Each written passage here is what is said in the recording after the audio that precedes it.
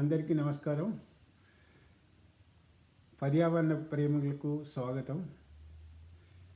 ఈరోజు మార్చి 22 అంతర్జాతీయ జల దినోత్సవం. జలం అంటే నీరు యొక్క ప్రాముఖ్యతని మరియు దాన్ని ఎలా సంరక్షించుకోవాలనే విషయాలని ప్రజలలో అవగాహన కల్పించడం కోసం ప్రతి సంవత్సరం మార్చి 22 నాడు అంతర్జాతీయ జల దినోత్సవాన్ని జరుపుకుంటున్నాం. అయితే నీరు, ఆహారము, గాలి అనేది మానవునికి జీవనోపాధికి అత్యంత ముఖ్యమైన విషయాలు. అందులో నీరు అనేది చాలా విలువైనది మరియు పరిమితమైనది. మన భూమి మీద లభించేటువంటి నీటిలో చాలా కొద్ది భాగం మాత్రమే, అంటే దాదాపుగా 1% కూడా నీరు మానవునికి ఉపయోగకరమైనటువంటివి. అందుకని మనము నీటిని జాగ్రత్తగా వాడుకొని మన భావితరాల కోసం నీటిని మనము పొదుపు చేయాలి. దాదాపుగా ప్రపంచంలో 2.2 బిలియన్ల మంది, అంటే 220 కోట్ల మందికి సురక్షితమైన తాగునీరు లభించట్లేదు. మరియు 3.6 బిలియన్, అంటే 360 కోట్ల మందికి పారిశుద్ధ్య వసతులు లేవు. సో మనిషికి స్వచ్ఛమైన త్రాగునీరు మరియు పారిశుద్ధ్యం లేకుంటే ఆరోగ్యం బాగుండదు. మనిషి ఆరోగ్యం లేకుంటే అభివృద్ధి లేదు. సో మానవ అభివృద్ధితోటే దేశాభివృద్ధి మరియు ప్రపంచం యొక్క అభివృద్ధి ఆధారపడింది. కాబట్టి మానవుడు సామాజికంగా, ఆర్థికంగా బలపడాలంటే నీరు అత్యవసరమైనటువంటి పదార్థం. సో నీరు మానవులు త్రాగునీరుకు, వ్యవసాయానికి, ఆరోగ్యానికి, పారిశుద్ధ్యానికి, పరిశ్రమలకు, ఇలాంటి వాటికి అన్నిటికీ నీటిని మనం వాడుకుంటున్నాం. సో ఆర్థికాభివృద్ధి కావాలనంటే వ్యవసాయం ఉండాలి, పారిశ్రామికంగా దేశం ఎదగాలి. సో ఇంత విలువైన నీటిని సంరక్షించుకోవాల్సిన బాధ్యత మన మీద ఉంది. కాబట్టి ఈ సంవత్సరము ఐక్యరాజ్య సమితి వాళ్ళ యొక్క టాపిక్ ఏంటంటే గ్లేసియర్స్ నుంచి మనము కాపాడుకోవాలి. గ్లేసియర్స్ అంటే హిమనీ నదాలు, లేదంటే మంచు పర్వతాలు. ప్రపంచంలో ఉన్నటువంటి దాదాపు ప్రజలలో 70% వాళ్ళు గ్లేసియర్స్ నుంచి, అంటే ఈ మంచు పర్వతాల నుంచి వచ్చినటువంటి నీళ్లను, స్వచ్ఛమైన నీరు దొరుకుతుంది. 2023 సంవత్సరంలోనే 600 కోట్ల టన్నుల యొక్క ఈ నీరు హిమనీ నదాలు, మంచు పర్వతాలు కరగటం వల్ల నదుల నుంచి సముద్రంలో కలిసిపోయి తీరని నష్టాన్ని కలుగజేసినాయి.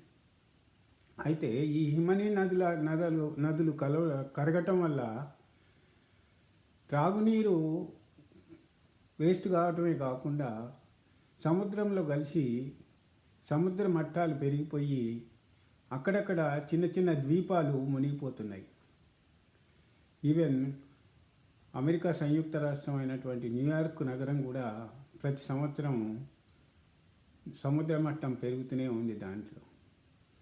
సో ఈ విధంగా హిమనీ నదాలను మనం కరగకుండా కాపాడుకోవాలని ఈ సంవత్సరం ఐక్యరాజ్య సమితి వాళ్ళు ఈ ప్రపంచ జల దినోత్సవం సందర్భంగా అందరినీ కోరుతున్నారు.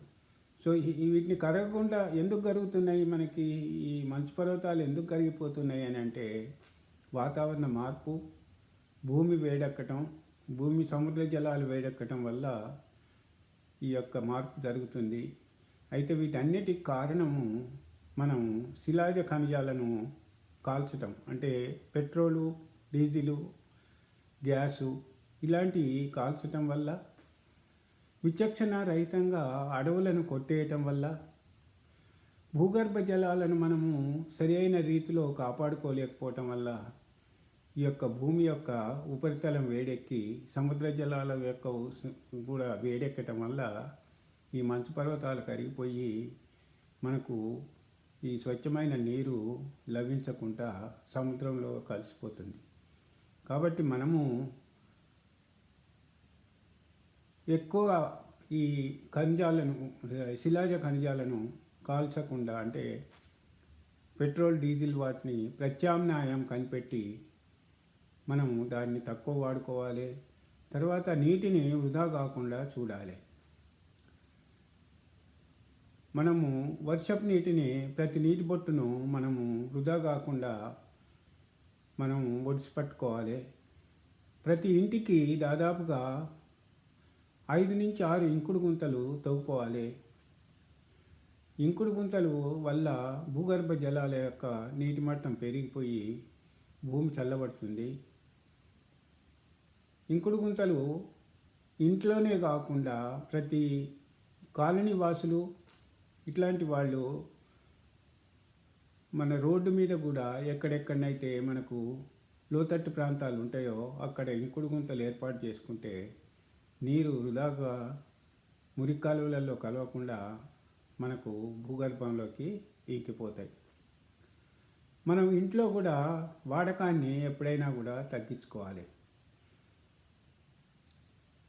మనము షవర్ల కింద స్నానం చేసే బదులు బకెట్లతో నీళ్ళు స్నానం చేయాలి. ఇలాగా రోజువారీ ఉపయోగాన్ని కూడా సాధ్యమైనంత వరకు తగ్గించుకోవాలి.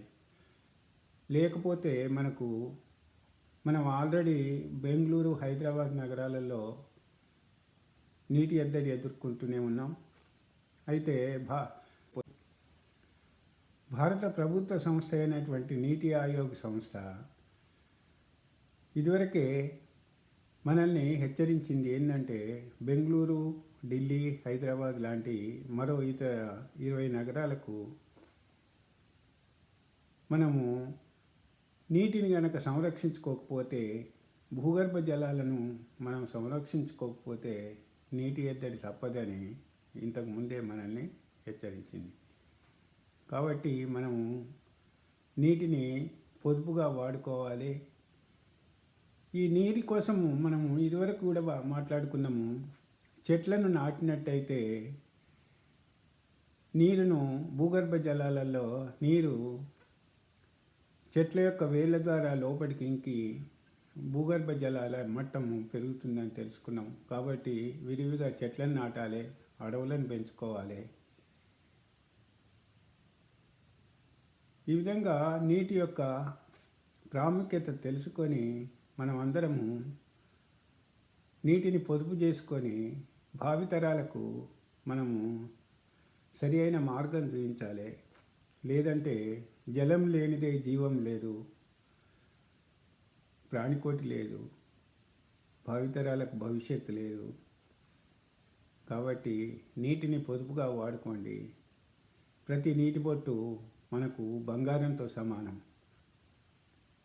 అందరూ ఈ విషయాన్ని తెలుసుకొని నీటిని పొదుపుగా వాడుకుంటారని ఈ ప్రపంచ జల దినోత్సవం రోజు నాడు అందరికీ మనవి చేసుకుంటూ ముగిస్తాను.